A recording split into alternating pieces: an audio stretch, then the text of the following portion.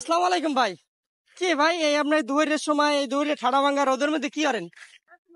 আরে বেড়া যে গরম পড়ছে মগই জালটি এই দেখতে আছি চিন্তা হয়ে যে এই ঠাডা ভাঙ্গা রৌদে ডিম দিয়ে যদি সারি ডিমও ভাজা হয়ে যাইবে। এই রোদে কি আমি একটা ডিম্বাজ হয়ে যাইবে একটা খাইতে তুই পাইছেন না? কি দেখবি কি কি দেখাইবেন আপনি আবার এই কেরামতি কি দেখাইবেন ভাই? এই ডিম মানে কি করবেন এই ডিমটারে? এই ডিম দে এই গরমে বাজ্যালাম মধ্যে এই তেলের এই ডিমটা হয়ে যাইবে এই তেলের মধ্যে? মাশাআল্লাহ মাশাআল্লাহ।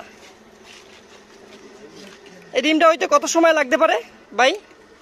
এটা তো আগুন না, সূর্যের তাপ। আশা করি বেশি সময় লাগবে না। আচ্ছা ঠিক আছে। দেখেন প্রিয় দর্শক, এই ডিমটা ছাড়ার সাথে সাথে কিন্তু এখানে আমরা যেভাবে গ্যাসে যেভাবে ডিম ভাজি ঠিক সেই রকমেরই কিন্তু ডিম ভাজার মতো যে প্রথম যে তেলের ভিতরে যখন আমরা ডিমটা ছাড়ি তখন কিন্তু ফোঁস করে একটা আওয়াজ হয়, ঠিক সেই রকম ভাবেই কিন্তু এই ডিমটা কিন্তু হচ্ছে। তো আমরা কিছুক্ষণ ওয়েট করি, এই ডিমটা কত দূর যায় সেটার জন্য একটু ওয়েট করি আর কি।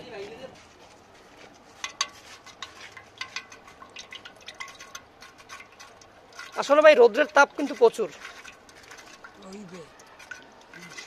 এই ডিমটা ভেজে বা মানে ভাজতে বেশ কিছু সময় লাগবে, সর্বোচ্চ 10 থেকে 15 মিনিট সময় লাগবে আর কি সর্বোচ্চ। আমরা একটু মোটামুটি সূর্যের তাপই আর কি যে কড়াইটার উপরে আর কি ডিমটা রাখছি, ওই কড়াইটা একটা বালির উপরে রাখছি যাতে আর কি খুব তাড়াতাড়ি আর কি এই ডিমটা ভাজা অলরেডি কমপ্লিট হয়ে যায়। তো আপনারা দেখেন এটা কিন্তু অলরেডি ডিম কিন্তু হয়ে গেছে।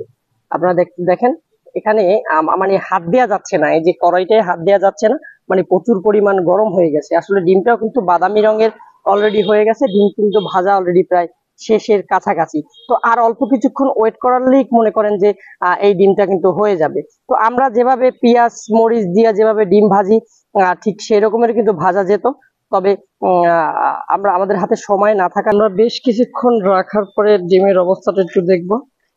এই কিন্তু সেই ডিমটা কিন্তু অলরেডি ভাজা অলরেডি হয়ে গেছে, মানে এখানে বেশ কিছুক্ষণ এই ডিমটা কিন্তু এখানে রাখা হয়েছে, মানে কড়াইয়ের ভিতরে কিন্তু হাত দেওয়ার কোনো মানে অবস্থা নেই, মানে ডিমটা কিন্তু অলরেডি ভাজা হয়ে গেছে।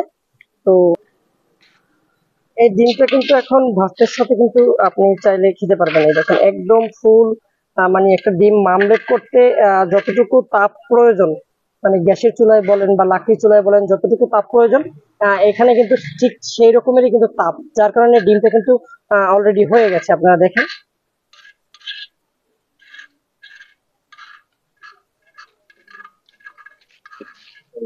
অলরেডি কিন্তু হয়ে গেছে। এখানে কিন্তু সামান্য খালি আমরা কিছু পরিমাণ তেল দিয়েছি, জাস্ট ডিমটা হয়ে গেছে।